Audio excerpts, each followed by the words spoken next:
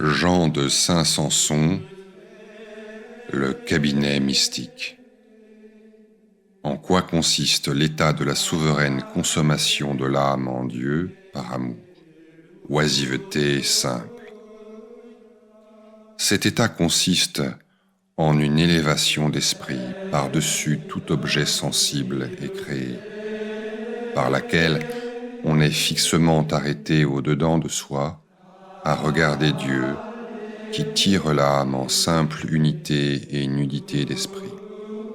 Cela s'appelle oisiveté simple, par laquelle on est possédé passivement par-dessus toute espèce sensible en simplicité de repos, duquel repos on jouit toujours également, soit que l'on fasse quelque chose au-dedans de soi, ou bien au dehors par action ou discernement raisonnable. La constitution de celui qui est en cet état est simple, nue, obscure et sans science de Dieu même. En cette nudité et obscurité, l'esprit est élevé par-dessus toute lumière intérieure à cet état, en quoi il ne peut agir de ses puissances internes, parce qu'elles sont toutes unanimement tirées et arrêtées par l'efficace de leur simple et unique objet, qui est Dieu, lequel les arrête nûment et simplement en suréminence de vue et d'essence, au plus haut de l'esprit, par-dessus l'esprit. Tout cela, dis-je, se fait en la nudité et obscurité du fond du tout incompréhensible. Et là, tout ce qui est sensible, spécifique et créé est fondu en unité d'esprit, ou plutôt en simplicité d'essence et d'esprit.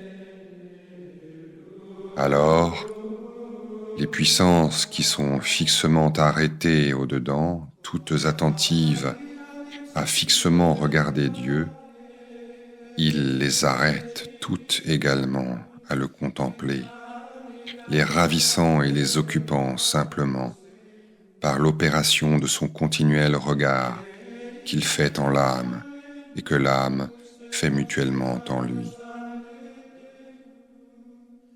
Ceci est le continuel regard de l'esprit purement agi d'une manière passive et qui ne fait rien qu'envisager son objet et le contempler perpétuellement en sa nue, profonde et simple jouissance.